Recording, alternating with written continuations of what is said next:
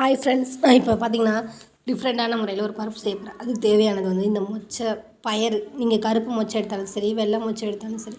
எனக்கு இந்த மொச்சை தான் கிடச்சி, நான் இதை தான் எடுத்துட்டேன். நைட்டே ஊற வச்சுருங்க 10 மணிக்கு. காலையில் ஒரு 9 மணிக்கு எடுத்திங்கன்னா இந்த மாதிரி வந்துடும். இதை என்ன பண்ணணுன்னா, ஒவ்வொரு பிளேட்டில் தனியாக மொச்சை, அந்த ஊறின மொச்சை எடுத்து வச்சுட்டு அது தோலெல்லாம் உரிக்கணும். நான் பார்த்தீங்கன்னா எங்கள் 2 பேர் எங்கள் வீட்டில் வேலைக்கு போயிட்டாங்க. பசங்க சேர்த்து நாங்கள் 3 பேருக்கு 1/4 கிலோ மொச்சையை ஊற வச்சுட்டேன். நிறையா வந்துருச்சு. ஸோ அதனால் அதை பாதி எடுத்து வச்சுட்டு பாதி மட்டும் வச்சுட்டு ஃபுல்லாக உரிச்சிருங்க. உரித்து எடுத்து வச்சுக்கோங்க. உரிச்சது எது உரிக்காததுன்னு தெரியாது. அதனால தான் நான் பிளேட்டில் தனித்தனியாக வச்சு உரித்தேன். அதுக்கப்புறம் குக்கரில் போட்டுக்கோங்க. பருப்புக்கு நீங்கள் எப்படி வைப்பீங்க? சின்ன வெங்காயம், தக்காளி, பச்சை மிளகாய் எல்லாத்தையும் போட்டு வச்சு மஞ்சத்தூள்லாம் போட்டு கூட்டி வச்சுருங்க. தண்ணி ஊற்றிக்கோங்க தேவையான அளவு. சரிங்களா? அதுக்கப்புறம் ஒரு 3 விசில் வந்ததுக்கப்புறம் கடுகு, காஞ்ச வத்தை எல்லாம் போட்டு தாளிச்சிடுவோம். இது மாதிரி சூப்பராக இருக்குங்க.